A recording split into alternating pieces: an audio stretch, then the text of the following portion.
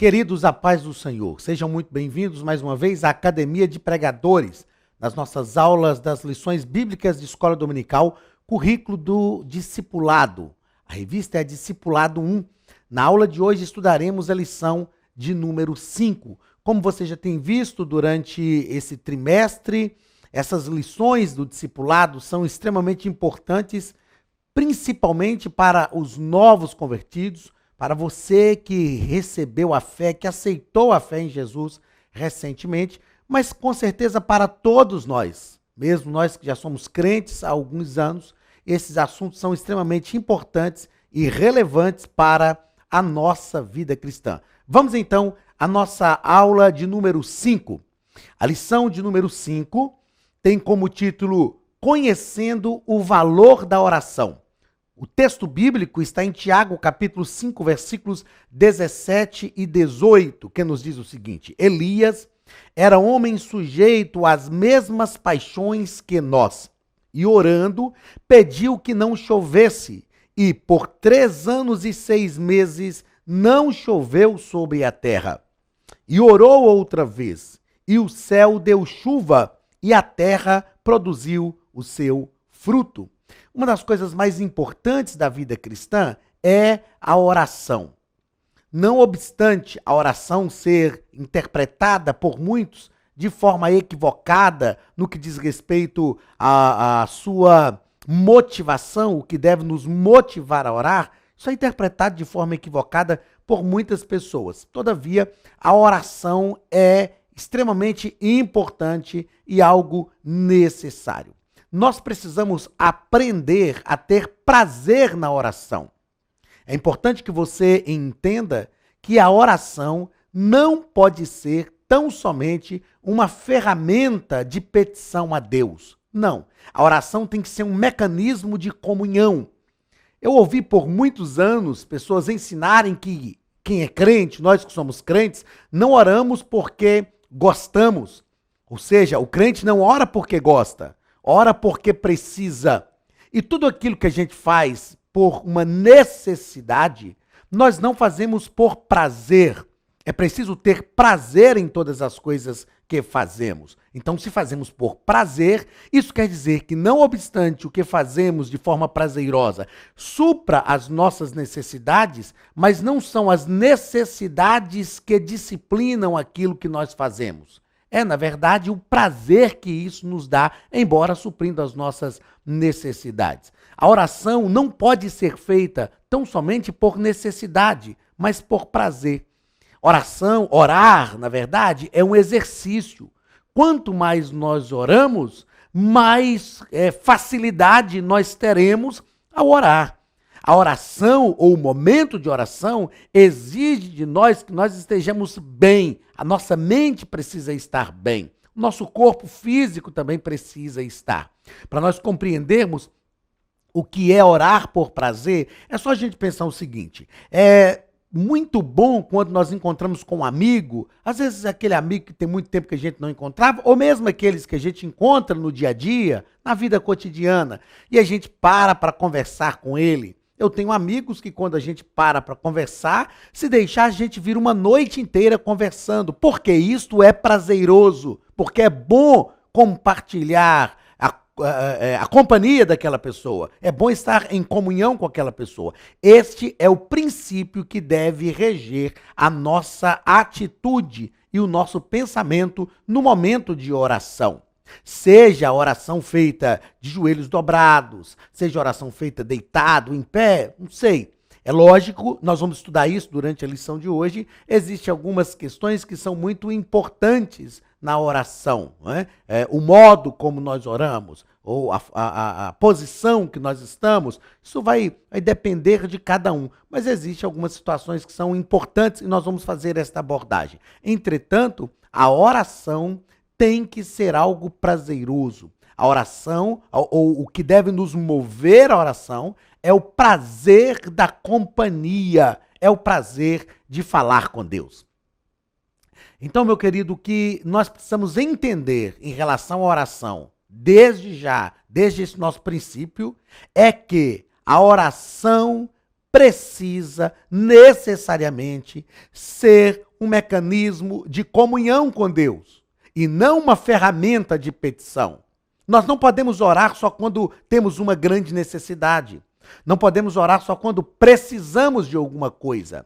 Sem dúvida, se a gente for pensar nas questões de necessidade, nós diremos que em todo tempo nós vamos orar. Porque em todo tempo da nossa vida temos alguma necessidade.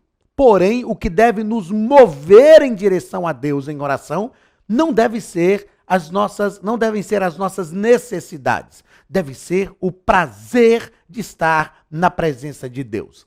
Que cada um de nós entendamos isso, que o prazer de estar na presença de Deus em oração é maior do que as nossas necessidades. Deve ser maior do que as nossas necessidades. E quando nós nos colocamos na presença de Deus em oração, movidos pelo prazer, nós oramos e desfrutamos de comunhão com Deus.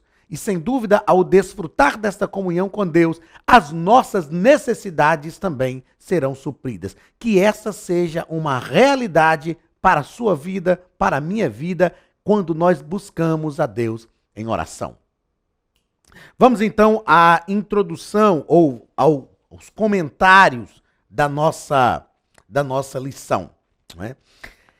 Na nossa introdução, o comentarista ele vai tratar que nesta lição, ele vai dizer que nesta lição, você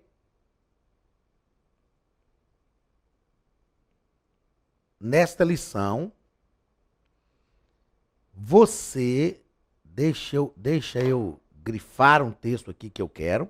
Nessa lição, você vai conhecer o quanto é bom orar. Então, é preciso que a gente entenda, que a gente conheça, a partir da oração, o quanto é bom orar. Orar, sem dúvida nenhuma, pode ser algo prazeroso, pode ser algo muito bom, muito importante e interessante para a nossa vida cristã.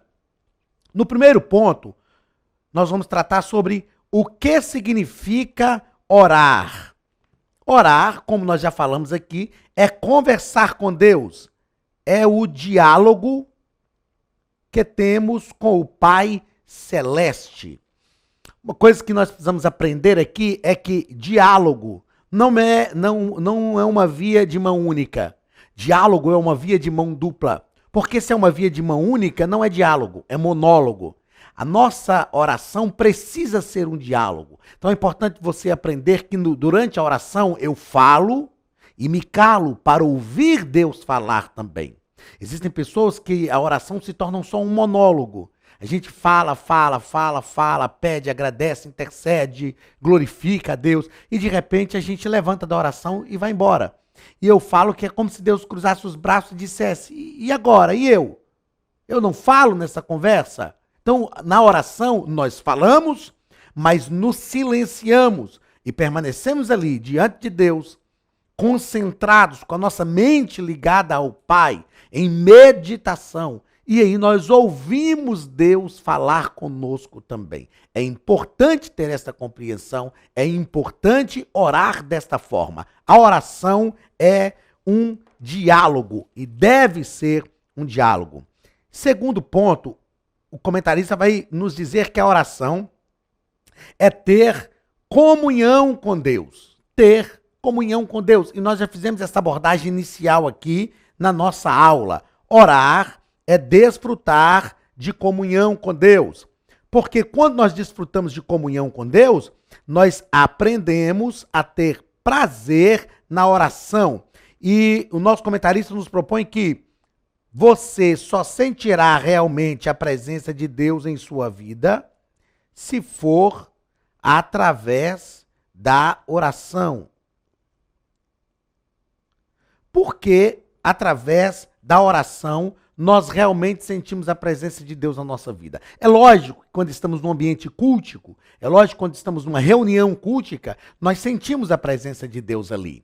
sem dúvida nenhuma, o nosso corpo arrepia, a gente sente um negócio diferente, não é? Cada um de nós com as nossas emoções, porque a presença de Deus, ela trabalha nas nossas emoções também. A gente sente esta presença de Deus, mas a real presença de Deus em nossa vida, de forma pessoal, nós experimentamos, e não há uma experiência mais magnífica do que esta, é nós estarmos em oração e experimentarmos o agir de Deus sobre a nossa vida. Isto é algo magnífico, algo glorioso. Gastar tempo com Deus em oração não é perder tempo, porque o tempo que passamos com Deus não é um tempo perdido, muito pelo contrário, é um tempo investido no investimento eterno.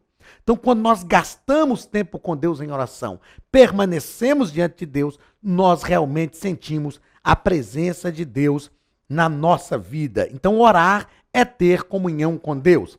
Terceiro ponto, o comentarista vai nos colocar que orar não é rezar, ou seja, a oração não é feita de vãs repetições. E ele nos propõe aqui, ó, que o Espírito Santo nos inspira as palavras que são ditas em cada oração que fazemos. O Espírito Santo nos inspira as palavras que são ditas em cada oração que fazemos. O que eu quero te ensinar e o que eu quero que você aprenda com isso?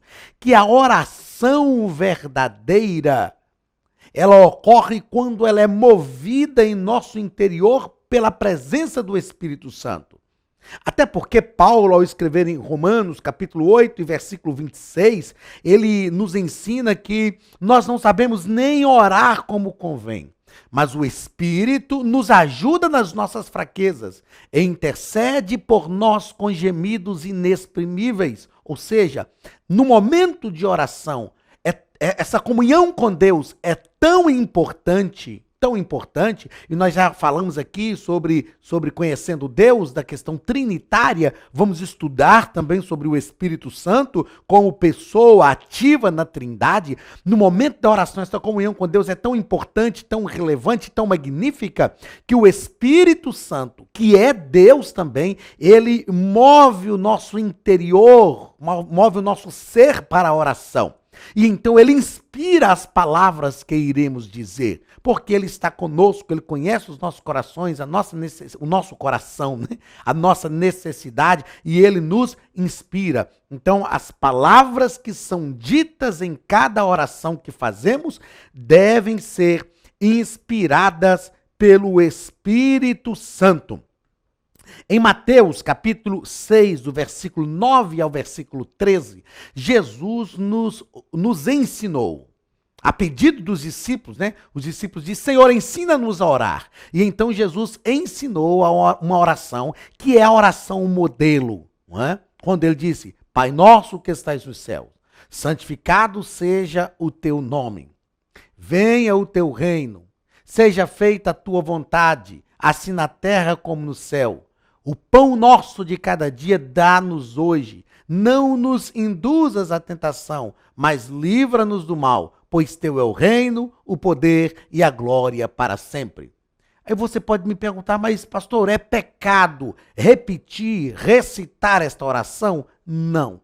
Mas o que Jesus fez foi nos dar um modelo de oração.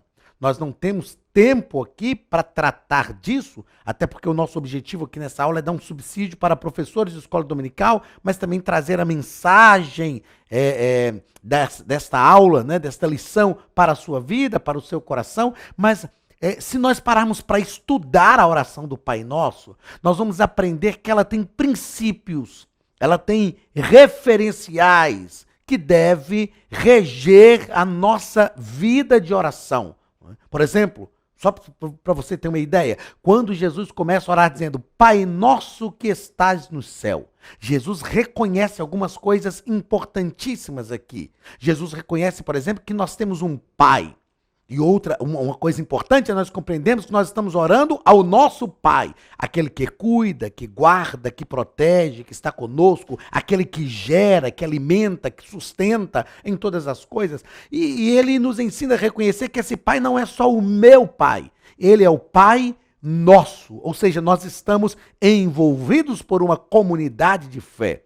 Como já estudamos aqui, a igreja é uma família, estamos envolvidos na nossa família. Ele diz, Pai nosso que estais nos céus. E ele expressa também, santificado seja o teu nome. Ou seja, a santidade do nome de Deus sobre a nossa vida nos santifica e nos introduz com liberdade nas regiões celestiais. E assim sucessivamente. Se nós pararmos para analisar a oração do Pai Nosso, para aprender sobre a oração do Pai Nosso, nós vamos perceber que existem princípios ali na oração do Pai Nosso que devem ser princípios direcionadores de toda a nossa vida de oração.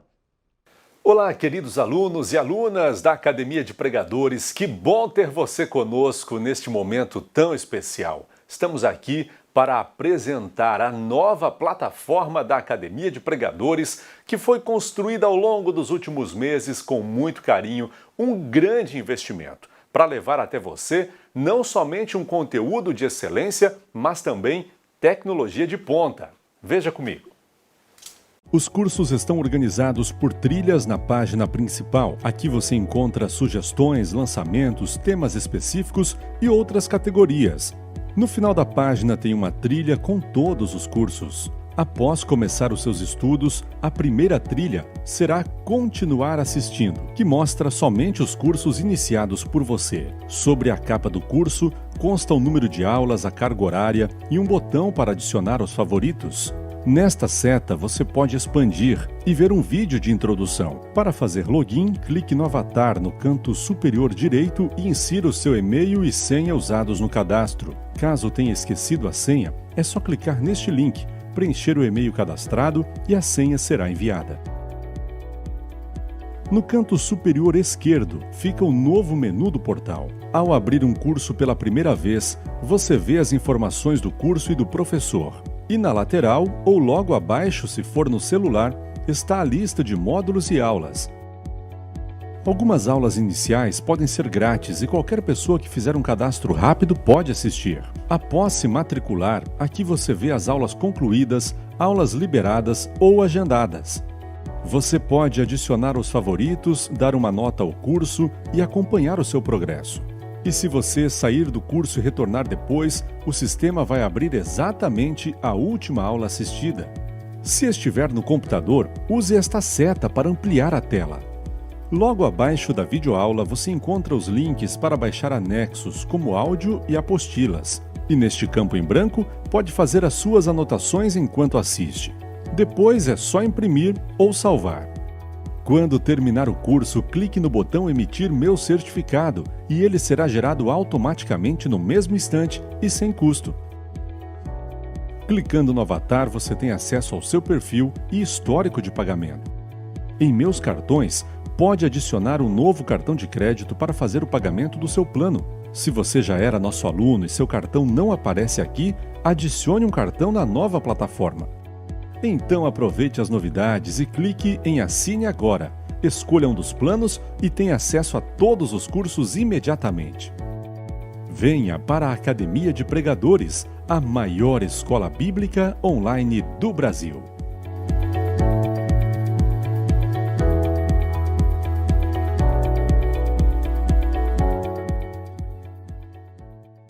Vamos ao segundo ponto da nossa lição. No segundo ponto da nossa lição, o nosso comentarista vai tratar sobre como orar. Como nós devemos orar. E a primeira proposta dele aqui, e é lógico que esse como orar aqui não está falando de quais as palavras utilizar, mas está falando em qual a nossa postura física no momento da oração. A primeira coisa que nós precisamos entender é que não existe um ritualismo. Não existe. Não há uma norma que a gente tem que orar de joelhos dobrados, que a gente tem que orar em pé, que a gente tem que orar deitado. Eu penso que essa questão de como orar, ela é muito pessoal, né? Ela é muito pessoal. E cabe também uma reflexão de cada momento, ou cada lugar que nós estamos para orar. Se você for orar no meio da rua, por exemplo, você não vai orar de joelhos, talvez no que muitos chamam hoje de um ato profético, ok. Mas se você encontra com alguém no meio da rua, por exemplo, e vai fazer uma oração por esta pessoa, naturalmente, você não vai dobrar os joelhos ali, ajoelhar-se ao chão, né? Ou ajoelhar-se no chão para fazer esta oração. Não existe um ritualismo. Uma coisa é certa, esta oração, esse modelo de oração, que é a oração onde nós dobramos os joelhos para orar, onde nós nos ajoelhamos, nos traz uma ideia de submissão, nos traz uma ideia de rendição à vontade de Deus.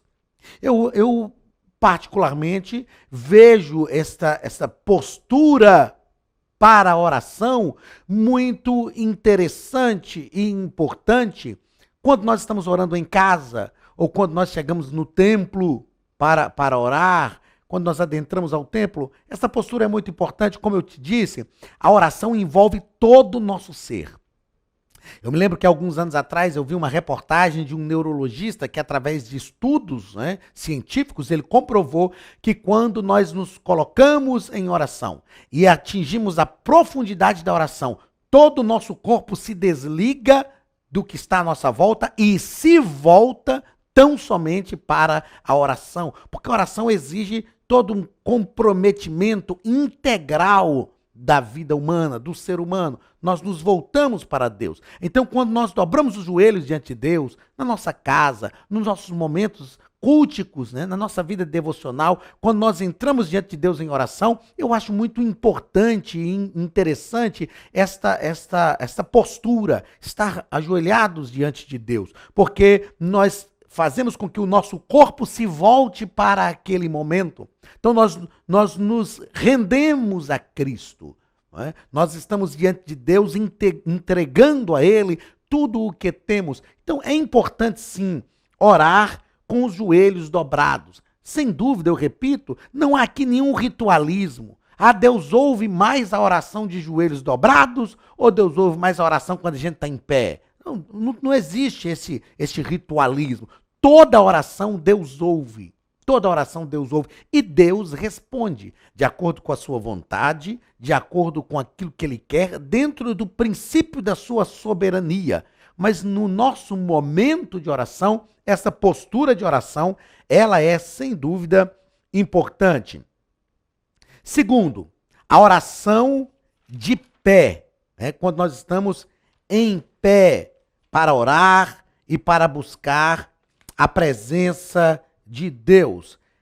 Quando nós lemos 2 Crônicas, capítulo 20, versículos 5 e 6, nós vamos entender um momento em que Josafá estava ameaçado por 3 nações e ele vai para o templo e a Bíblia diz que ele se colocou em pé diante do Senhor e diante de toda a congregação. Perceba que existe todo um ambiente que envolve aquela circunstância ali. Não é? Josafá está diante de todo o povo e ele, como líder do povo de Israel naquele momento, como rei que reinava no Reino do Sul, ele vai erguer a sua voz diante de Deus em oração e é preciso que todo o povo perceba o que está acontecendo, a fim de que todos se voltem também para aquele momento de oração. Isso é muito comum quando nós vamos fazer uma oração, quando estamos numa reunião cultica, quando estamos num momento da adoração coletiva e nós vamos orar e então nós nos colocamos todos em pé. É uma postura de reverência, é uma postura de respeito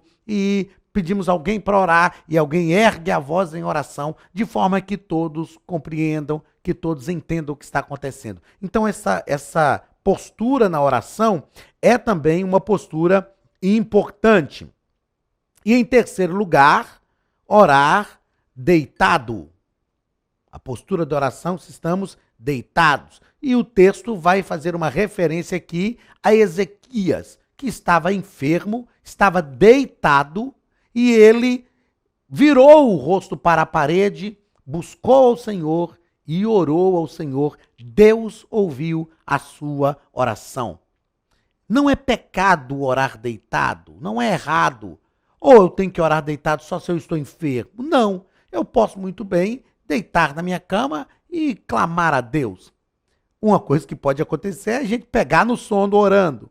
Ou a nossa mente não se voltar mesmo para aquele momento de oração.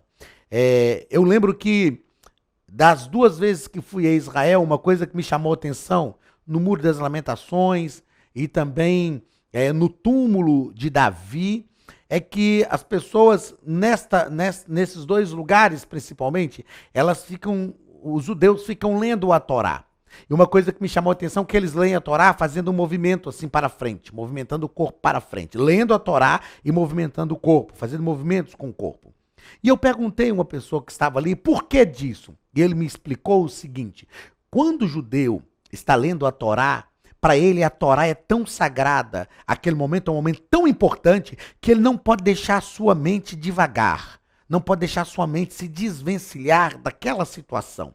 E a gente sabe que às vezes a gente está orando e a nossa mente começa a divagar, nossa mente começa a fugir daquele propósito e a gente tem que recobrar a consciência, trazer de volta a nossa mente para o momento de oração. Então, quando o judeu balança o seu corpo, ele está concentrado na leitura da Torá e ao balançar o corpo, ele não permite que a mente dele divague, que a mente fuja daquele momento, que nenhum pensamento furte a sua mente naquele momento da oração. Então, se eu posso ajoelhar ou na minha cama ou em algum lugar e entrar diante de Deus em oração com essa postura, é ideal, é importante, porque isto vai fazer com que o meu corpo todo se volte, se concentre naquele momento. Agora, se não há condições, a gente sabe que tem os nossos irmãos que já estão numa idade mais avançada ou que tem algum problema de articulação, de repente vai dobrar os joelhos para orar, vai causar dores, e aí ele não vai conseguir orar também, não é? Porque ele vai tentar orar e as dores causadas por aquela postura da oração vai impedir que a sua mente realmente esteja concentrada. Uma coisa é importante, nós devemos sempre orar. Queridos, nós precisamos compreender e ter isso de forma muito clara na nossa mente. Nós precisamos ter prazer na oração e reservar momentos para entrarmos diante de Deus em oração. A postura que nós estaremos é de só menos importância. O importante é a nossa atitude na oração. É lógico que se eu posso assumir uma postura que para mim é uma postura que me coloque diante de Deus em submissão, em uma total entrega, amém. Mas nós não devemos fixar no tipo de postura, mas na atitude da oração. Porque Deus vê o que está no nosso coração, a nossa atitude e aquilo que é a nossa intenção ao estar diante de Deus. Vamos ao terceiro ponto da nossa lição, onde o comentarista vai nos tratar sobre onde orar. E ele vai nos dar aqui 3 proposições. Primeiro, orar no templo. No templo.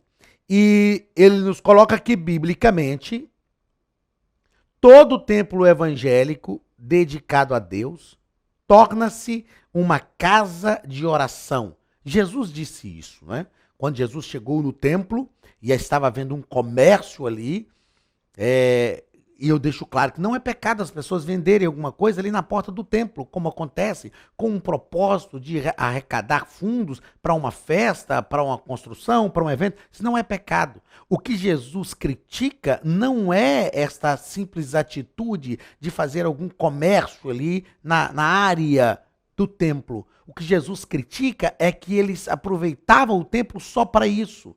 Não havia uma intenção ali naquelas pessoas que estavam de fazer com que aquele lugar fosse realmente um lugar de oração, de busca pela presença de Deus. Jesus então criticou, enxotou os animais, criticou as pessoas que estavam ali, os comerciantes fazendo isso, e ele disse: olha, a casa do meu pai será chamada casa de oração. Então, eu falo que não existe nenhum misticismo nas paredes do templo. O mesmo material de alvenaria que construiu aquele templo é um material que poderia construir qualquer outra edificação. Mas aquele templo, após ser erguido, e nós vemos isso em 2 Crônicas, capítulo 7, a partir do versículo 14, quando Salomão edificou o templo a Deus, aquele templo ali é consagrado ao Senhor. E quando nós vamos ao templo, nós vamos com este objetivo de adorar. Então é importante sair de casa quando a gente vai ao templo, já com este objetivo de buscar a presença de Deus, de orar, de falar com Deus. Segundo lugar, o comentarista nos coloca que é importante orar também em particular. Em particular. A oração em particular é o que eu chamo de só você e Deus. Só você e Deus. Só você e Deus. É importante nós reservarmos um tempo a sós com Deus. É importante orar no templo? É. Mas é importante reservarmos um tempo a sós com Deus. Aquele momento, como eu disse, onde nós vamos nos entregar, onde nós vamos falar com Deus, onde nós vamos nos calar e sentir a presença de Deus falando conosco. Um tempo específico que nós reservamos para falar com Deus. É importante reservarmos um tempo para o lazer. É importante reservarmos um tempo para o diálogo em família. É importante reservarmos um tempo para passear, para viajar. É importante, porque isso faz bem para a nossa vida física, para a nossa vida cotidiana. É importante reservarmos um tempo para exercício físico. É importante. Assim como é muito importante, tanto para a nossa vida física quanto para a nossa vida espiritual, reservarmos um tempo para estarmos a sós com Deus. É o que nós chamamos um tempo de solitude, não solidão, porque a solidão ocorre na nossa vida por algumas circunstâncias adversas que vêm sobre nós. A solitude, não. A solitude é uma postura que é um momento que nós escolhemos. É um momento de falarmos com Deus, de buscarmos a Deus, de nos concentrarmos, de meditação da palavra de Deus e da oração. Então, falar a sós com Deus, em particular, é, sem dúvida, muito importante. E, em terceiro lugar, é importante também orarmos em família. Orarmos em família. O nosso comentarista vai nos colocar que Pedro estava preso, a igreja fazia oração contínua por ele. Atos capítulo 12, a igreja fazia contínua oração por Pedro. E a Bíblia diz que eles oravam exatamente na casa de Maria, mãe do evangelista Marcos, escritor do segundo evangelho, quando um anjo de Deus, em resposta às orações, visitou o cárcere onde estava o apóstolo Pedro. Deus ouviu as orações deles e Deus visitou. É muito importante quando nós reservamos um tempo em família para orar, para falar com Deus. É importantíssimo, porque nós estamos reunidos em um só propósito. Estamos reunidos em torno da oração em família. A família é a célula máter da sociedade. A família é o primeiro sistema social onde nós somos inseridos. Aliás, nós nascemos ali nesse sistema social. A família, como eu aprendi com o pastor Josué Gonçalves, a família é um lugar teológico, é um lugar onde nós aprendemos a conhecer Deus, a visão de Deus que nós temos, nós adquirimos no seio da família. Então, quando nós reservamos um tempo em família para falar com Deus, isso quer dizer que Deus está sendo entronizado na nossa família, no contexto do nosso lar e da nossa casa. Vamos então ao quarto ponto da nossa lição, onde o comentarista vai tratar sobre quando orar. Quarto ponto, quando orar. Sem dúvida nenhuma, a palavra de Deus nos ensina que nós devemos orar em todo o tempo. A gente não pode orar só no momento de dificuldade, só no momento de apuro, no momento de aperto. Mas o comentarista vai nos propor aqui três momentos quando nós devemos orar. Primeiro momento que ele nos propõe é ao deitar. Esta oração que nós fazemos quando nós vamos nos deitar é uma oração que nós agradecemos a Deus pelo dia, pelos livramentos que Deus nos deu, pelo dia de trabalho que Ele nos deu, pela força, pelo ar que nós respiramos durante o dia. É um momento que nós temos para agradecer a Deus durante todo o dia. Particularmente, no momento que eu vou me deitar, é um momento que eu faço diversas reflexões, é um momento que eu penso o meu dia, penso nas coisas que aconteceram, penso em qual aprendizado que eu tive durante aquele dia. Então, ao nos deitar, é o momento de falarmos com Deus. Ao levantar, Ao levantar, nós oramos, agradecendo a Deus pela noite, pela proteção de Deus sobre a nossa vida, pela saúde que Ele nos deu, por Ele ter nos guardado durante a noite e, sem dúvida nenhuma, suplicamos a bênção de Deus para o nosso dia, para os nossos projetos naquele dia, né? Eu costumo dizer que todos nós devemos disciplinar a nossa vida para isso, orar antes que comece qualquer outra atividade. Ser grato a Deus por mais um dia que Ele está nos proporcionando e pedir a bênção de Deus para o nosso dia. E, em terceiro lugar, como eu disse, orar sempre. Quando orar? Sempre. Em todo tempo, devemos orar e buscar a bênção de Deus para a nossa vida. Quinto e último ponto da nossa lição, as vitórias que nós recebemos através da oração. E, em primeiro lugar, o nosso comentarista nos coloca aqui que nós recebemos vitórias nas tentações. Recebemos vitórias nas tentações. Deus não tenta ninguém, mas Deus permite que nós sejamos tentados. O próprio Jesus foi tentado. E a Bíblia nos diz que o diabo não lhe dava trégua, o diabo não dava trégua a Jesus, o Filho de Deus, noite e dia, mas o diabo foi derrotado pela comunhão de Cristo com o Pai Celestial. Em diversas situações, em diversas passagens dos evangelhos, nós vemos Jesus se retirando para orar, para buscar a presença de Deus. E eu costumo dizer, e eu afirmo, ensinando Cristologia, doutrina de Cristo, que Jesus venceu porque ele manteve uma vida de oração, por causa da sua comunhão com o Pai. Ou seja, a comunhão com Deus produz forças para nós vencermos as tentações. Quanto mais ligados a Deus nós estivermos, mais nós teremos condições de vencer as tentações. Outra área que nós recebemos vitória na oração, nas enfermidades. Nas enfermidades. Nós oramos e cremos que Jesus cura, que Deus cura, que Ele produz cura para a nossa vida.